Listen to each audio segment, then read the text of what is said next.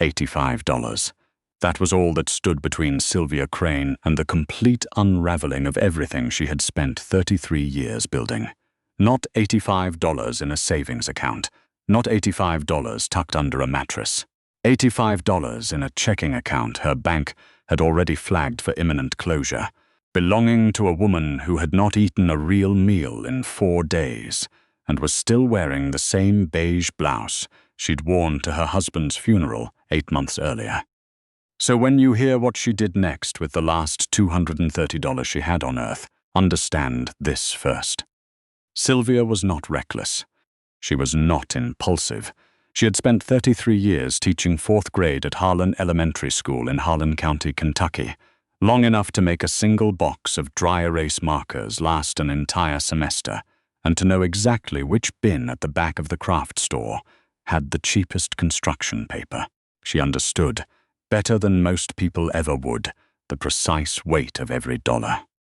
What she did that Wednesday morning in the basement of the Harlan County Courthouse made absolutely no rational sense, and it changed everything. The county held its delinquent property auction on the 2nd Wednesday of every month, in a low-ceilinged room that smelled permanently of floor wax and old coffee. Sylvia had not intended to be there. She had come to pick up a notarized copy of Warren's death certificate, the 3rd copy, because the Veterans Administration kept losing the paperwork for his survivor benefits, a bureaucratic maze she had been fighting since December. The notary's office was closed for a staff meeting until 10. Sylvia sat down on a wooden bench in the hallway to wait.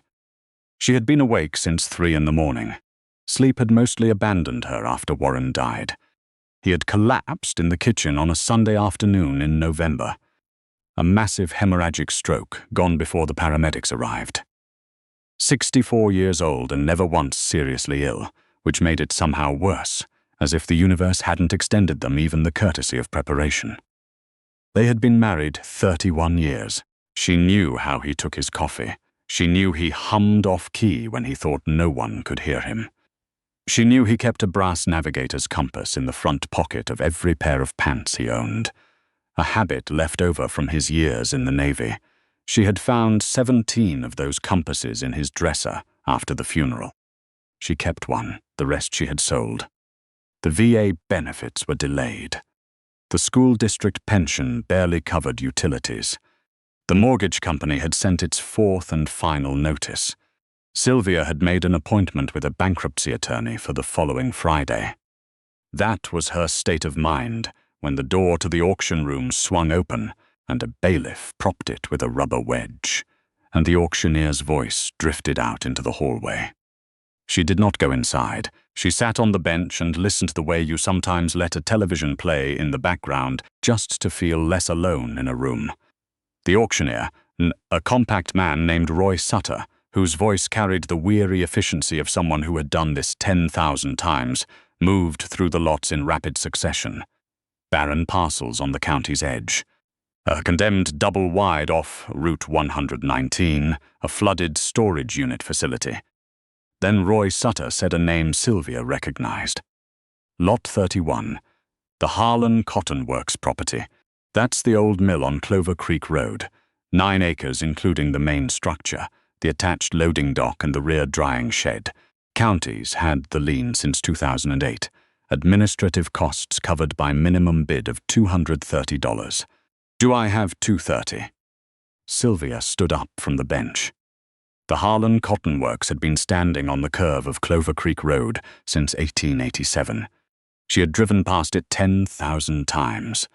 4 stories of red brick that had once employed 400 people and closed permanently in 1973 when the parent company moved operations overseas. For 50 years it had done nothing but sit there and surrender to kudzu and weather, its arched windows dark, its enormous wooden water wheel frozen and rotted, its loading dock sagging under the weight of uncounted seasons. The county had condemned it in 2003. The owner of Record, a real estate holding company incorporated in Delaware, had gone dark in 2007, stopped paying taxes, and apparently ceased to exist. The mill had sat in legal limbo ever since. She knew all this the way you know things about a building that has existed as a landmark your entire life. She also knew the mill sat on 9 acres of flat creek land that real estate agents had been eyeing for 20 years. The creek itself was stocked with trout. The road frontage was prime. Sylvia walked into the auction room. There were 11 other people seated in plastic chairs, all of them men, most in work jackets or sport coats. 3 had the look of developers, expensive boots, clipboards, the practiced disinterest of people who bid at these things professionally. One of them, a heavy-shouldered man in his late 50s with steel-grey hair and a hunter-green fleece vest, glanced up when Sylvia entered. His name, she would learn later, was Owen Briggs. He was the largest private landowner in Harlan County, the former chairman of the County Planning Commission, and a man who had been watching Lot 31 with very specific interest for a very long time. Owen did not raise his paddle. None of them did. Roy Sutter repeated the opening bid, $230. The room was silent. One developer whispered something to the man beside him, and they both shook their heads slightly. Another checked his phone. Owen Briggs studied the clipboard in his lap. Sylvia's hand went up. Her heart was slamming against her ribs with such force she could feel it in her ears. She did not raise her paddle smoothly. She raised it the way a person raises their hand when they are not entirely sure they are allowed to speak, elbow barely lifting from the armrest, fingers trembling. But it was up. Roy Sutter's eyebrows climbed his forehead. "I have $230 from the lady. Do I have $240? Silence. One of the developers coughed. Owen Briggs looked up from his clipboard for half a second, then looked back down and made a small note. "Going once, going twice." Roy Sutter's gavel came down. "Sold for $230. The man 2 rows ahead of her turned around. Owen Briggs. He gave her a brief, pleasant smile that did not reach his eyes. "Congratulations," he said. "You just bought yourself 30 years of someone else's asbestos problem." Sylvia nodded and said nothing. She walked to the clerk's table on legs that felt made of water. She wrote a check from the account that held 230.41 ones. The clerk handed her a manila envelope. Inside was a provisional deed to 9 acres of condemned property and a document listing 47 outstanding municipal violations. She walked out of the courthouse, sat in her 2007 Honda Accord, and put her forehead against the steering wheel. What she had done was insane. She knew it with the same clear, fully conscious certainty you feel when you do something irrevocable while still doing it. She had $41s in checking. She had a bankruptcy appointment on Friday. She had just bought a condemned building. She lifted her head, reached into the pocket of her beige blouse, and wrapped her fingers around the brass compass. Warren had carried it on 2 deployments and across 40 years of hunting trips and camping weekends. The needle still worked. It still pointed north. She started the car and drove toward Clover Creek Road.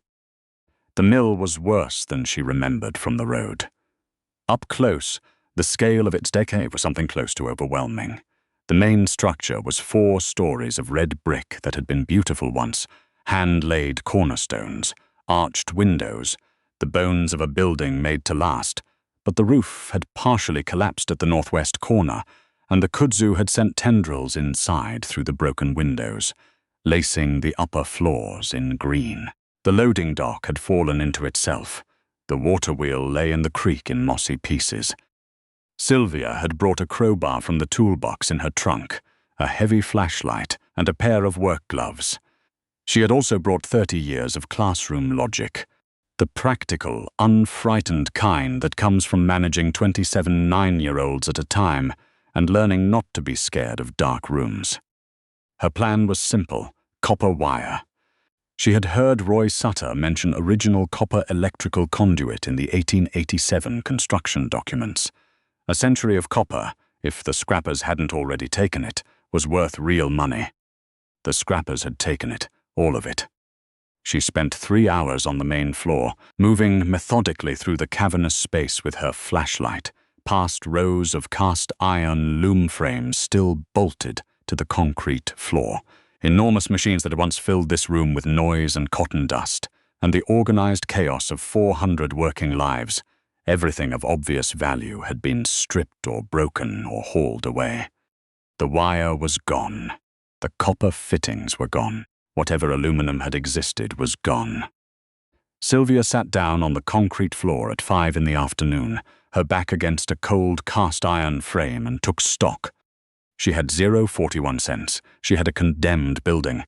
Outside, the October sky was darkening fast, and the creek wind was cutting through the broken windows with real violence. She had also, she realized, left her phone in the car. She had no intention of driving back in the dark on a gravel road she didn't know well with a failing left headlight. The pragmatic decision, the school-teacher decision, was to find the most sheltered room in the building and wait out the dark.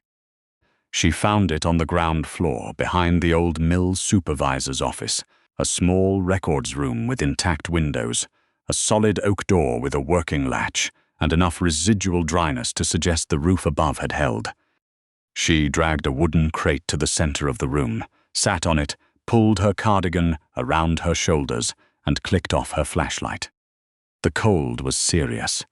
She pressed her palm around the brass compass and thought about Warren. The way he made coffee at 4 in the morning before a hunting trip, deliberate and unhurried, the same ritual every time, never rushing, never impatient. She had never understood the appeal of hunting, but she understood ritual. She was nearly asleep when she heard the sound. Not wind, not the building settling, something mechanical, purposeful, coming from beneath the floor. A low, rhythmic grinding, then a silence. Sylvia sat up straight. Her fingers had tightened around the flashlight before she consciously told them to. The sound came again, low, deliberate, directly below her, like something very heavy being dragged across stone. She clicked on the flashlight and aimed it at the floor. Wide plank hardwood, dark with age, cracked along the seams, standard mill construction from the 1880s. She had walked across it without a second thought. But in the corner nearest the window, the dust was disturbed. Not the random disturbance of decades of settling, a deliberate pattern, long parallel scrapes in the grime, as if something had been pulled recently. The scrapes led to a section of floor where 2 planks met at a slightly different angle than the boards around them. Sylvia got on her knees and ran her fingers along the seam. It had a purpose. Beneath a century of grime, she could feel the faint ridge of a recessed iron ring flush with the plank surface. She pried at it with her crowbar. The ring lifted. The section of floor, 4 planks hinged together, counterweighted, rose with the smooth, oiled motion of something designed to move easily and used within recent memory. A breath of cold underground air rose from the darkness below. Sylvia held her flashlight over the opening. Stone steps descended steeply into a subterranean room. The walls were raw limestone, dry and pale. The ceiling was low. She went down. The room was perhaps 20 feet square, carved directly from the limestone. Not a poured concrete basement, but a hand-dug chamber, made with enormous effort and care. Iron rings had been set into the walls at regular intervals, the kind used for hanging oil lanterns. On one wall, scratched into the stone in a careful, deliberate hand, were a series of names. Sylvia stood very still and read them. 14 names. Given names only, no surnames, because these people had not been permitted surnames under the law that existed when this room was made. Beside each name, a year, 1859, 1860, 1861, 1862, the letters had been cut with the patience of someone marking something that mattered, and who understood they might never be able to say it out loud. This was a station on the Underground Railroad. Sylvia had taught Kentucky history for 33 years. She knew what she was looking at. Harlan County had been a documented corridor in the late antebellum period. A hard route through mountains, away from the main river crossings, used precisely because it was unexpected. Historians had always believed no records of the station survived. In the center of the room sat a wooden trunk, banded in iron, the size of a large suitcase. It was padlocked. Sylvia took her crowbar to the hasp, and it gave on the second strike. The lock corroded through from a century and a half of sealed air. She lifted the lid. Inside, wrapped in oilcloth that had preserved them in the cool, dry limestone chamber, were 2 leather-bound journals and a canvas pouch. Beneath them lay a folded document on heavy paper, sealed with wax that had long since dried to powder. She opened the first journal. The handwriting was meticulous. A daily log of movement, details, numbers, mountain routes, coded names for stopping points. The inside cover bore a signature: Elbert Gaines, mill supervisor, Harlan County Cotton Works, 1858 to 1863. The canvas pouch contained coins. Sylvia counted them in the beam of her flashlight. 22 Liberty Head gold dollars, minted between 1855 and 1862. Even in her shock, some part of her remembered seeing a similar coin at an antique show. Warren had dragged her to 20 years ago. The dealer had wanted $900 for a single one. She unfolded the heavy document last. It was a sworn deposition, written and signed in 1863, notarized by a justice of the peace whose seal had gone brown but remained legible. In clinical and devastating specificity, Elbert Gaines detailed how a man named Caleb Alderton Briggs, a plantation owner and county commissioner in 1861, had deliberately informed on 3 groups of escaped people using the mill corridor, leading to their capture and return to bondage. He had done it, the deposition alleged, for a payment of $200 from a slave-catching organization operating out of Lexington.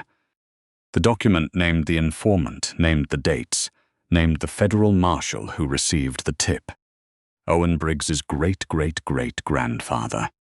Sylvia read the name 3 times. Then she heard the heavy footstep on the stairs behind her. She turned. Owen was standing on the bottom step, holding a flashlight in one hand and something smaller in the other. He was not pointing the smaller thing at her yet. He did not need to. He was blocking the only way out. "I've been watching that building for 16 years, he said. His voice was entirely conversational, the same pleasantly measured tone he'd used to say congratulations at the auction. "My grandfather found the room in 1987, during an inspection after he purchased the holding company. He told my father. My father told me. We have been trying to acquire this property through legitimate channels since 2004. "The Delaware Holding Company," Sylvia said. "My uncle's company. He died without settling the estate properly. It went into probate, then into legal limbo, and the county put a lien on it in 2008. Owen stepped off the bottom stair onto the limestone floor. "I had a shell company registered to bid today. Roy Sutter knows me personally. I couldn't bid under my own name. There's a flag on this property through the Harlan County District Court. Anything connected to the Briggs name gets flagged automatically. Something to do with an old civil forfeiture case. So you let me bid. I was going to let you have your day with it and come back in the morning with a demolition crew." He took another step forward. "I did not anticipate that you would spend the night." Sylvia looked at the deposition in her hand. Then she looked at Owen. The pleasant expression on his face had not changed. That was what frightened her most. Not anger, not desperation, but the calm, measured look of a man who had already worked through the math and arrived at a conclusion.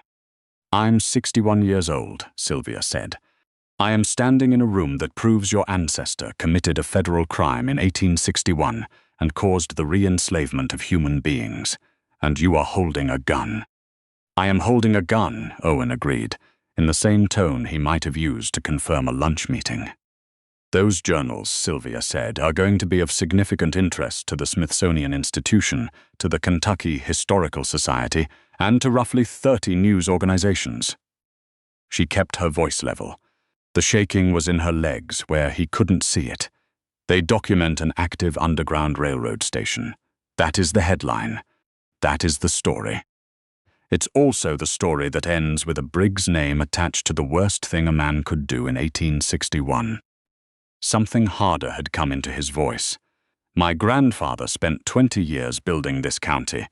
My father spent 20 more. I will not have that. You will not have the truth. The words came out with more force than she intended. 33 years of cutting through classroom noise had given her a voice that carried. Owen stopped.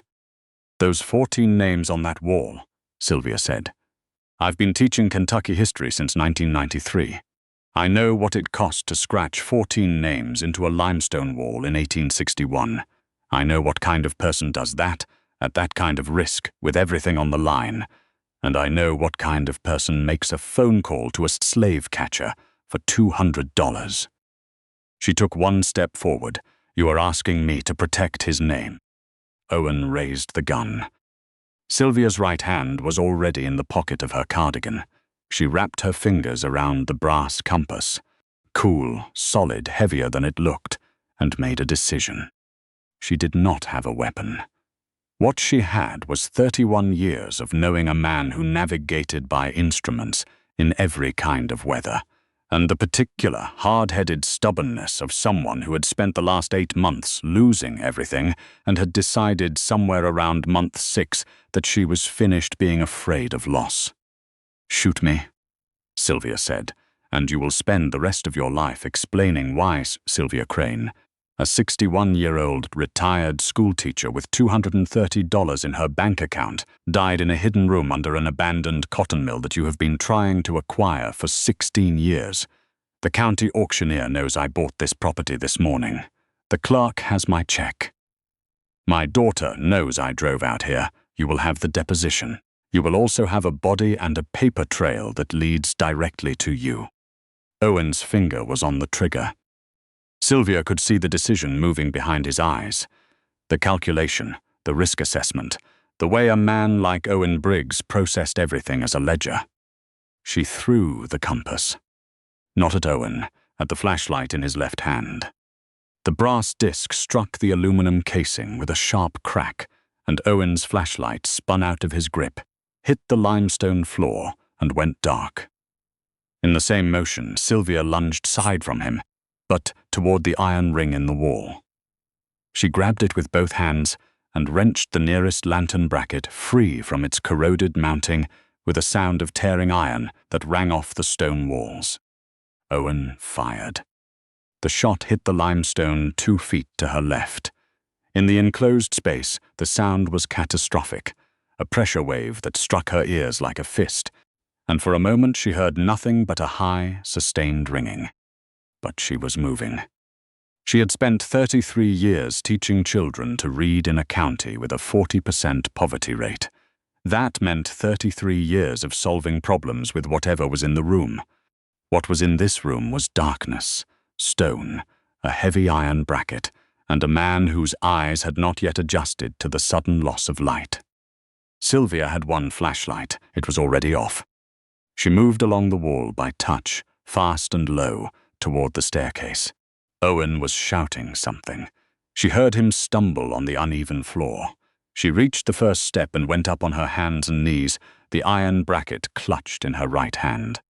His footsteps found the stairs behind her.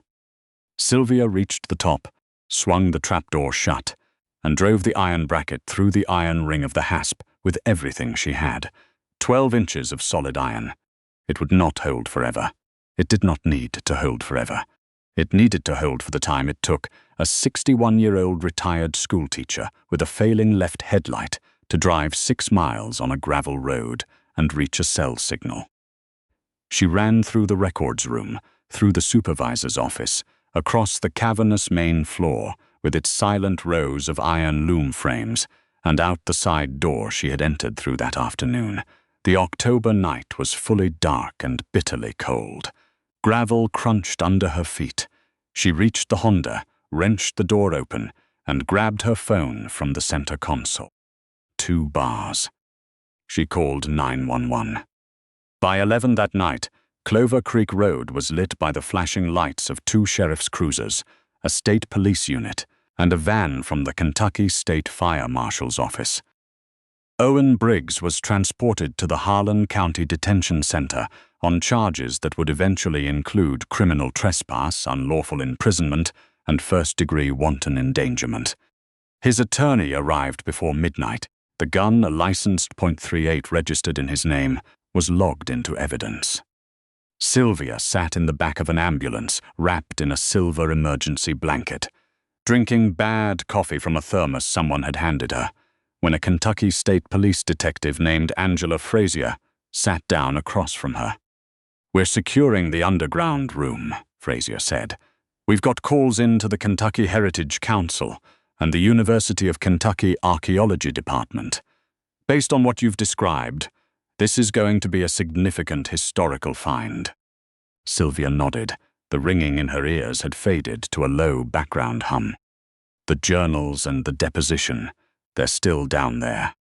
On the floor next to the trunk. I dropped them when he came down the stairs. We'll recover everything." Frazier paused. "Mrs. Crane, a lot of people are going to want to talk to you in the next few days. The district attorney's office will need a statement. The Historical Society is going to lose their minds, and the Smithsonian has a standing arrangement with the state for situations involving found documents of this nature." "What kind of arrangement?" Frazier looked at her carefully. "There's a finder's protocol," she said, "for significant historical artifacts recovered on privately owned property. The owner of record at the time of discovery is entitled to negotiate terms with the receiving institution. I'm not the right person to explain the specifics." She held out a business card. "But the Attorney General's office has someone who handles this. I'd call them before you talk to anyone else." Sylvia took the card. Then she looked out through the open ambulance door at the old mill. Red brick catching blue light from the cruisers, kudzu trailing from the broken windows, the creek running silver and cold beyond. Warren would have loved this, she thought. He would have driven out here the morning after the auction with the same crowbar and the same flashlight. He would have found the trapdoor because he was the kind of man who looked at floors. He would have gone down those steps without hesitating, because he had never, in 31 years, been afraid of what waited in the dark. She reached into her cardigan pocket. The compass had bounced off the limestone floor and landed near the base of the staircase, and she had scooped it up in the dark without consciously deciding to. The casing was dented now on one side where it had struck Owen's flashlight. The needle still pointed north. 6 weeks later, Sylvia Crane stood on the porch of her house on Maple Ridge Road and watched a landscaper plant the last of 3 dogwood trees along the front edge of the property. The foreclosure notice that had been taped to her front door was gone. The bankruptcy appointment had been cancelled. The Smithsonian Institution had paid $410,000 for the right to conserve, archive, and permanently display the Harlan Cotton Works collection, the journals, the deposition, and the 14 names carved into the limestone wall, which had been photographed and 3D scanned, and would eventually anchor a permanent exhibition on Underground Railroad stations in the Appalachian Corridor. The Liberty Behead gold coins had been appraised and sold through a numismatic auction house in Louisville. 22 coins in exceptional condition, preserved in oilcloth for a century and a half, had realized just over $1.1 million. The deposition naming Caleb Alderton Briggs had been turned over to the Harlan County District Attorney. Owen Briggs had resigned from the County Planning Commission's advisory board 2 days after his arrest. His attorney was negotiating a plea. The 14 names scratched into the limestone had been identified through cross-referencing with slave manifests and freedom papers by a genealogical research team from the University of Kentucky. 9 of the 14 had descendants living in Harlan, Bell, and Letcher counties today. 3 families had come to the mill site the previous Saturday. They had stood in the room for a long time without speaking. Sylvia had stood with them. She reached into her pocket now as the landscaper packed up his tools, and the dogwood stood pale and young in the November light, and wrapped her hand around the dented brass compass. The needle still worked, it still pointed north. Sometimes the most important thing a person can do is simply refuse to leave the room when every sensible instinct says to go. Sometimes the table is cold and the dice feel wrong in your hand and the smart move is to fold. But Elbert Gaines, a mill supervisor in 1858 with everything to lose and no guarantee that any of it would matter, dug a room under a floor and scratched 14 names into a wall and stayed at the table anyway. Sylvia figured she owed him at least a bid.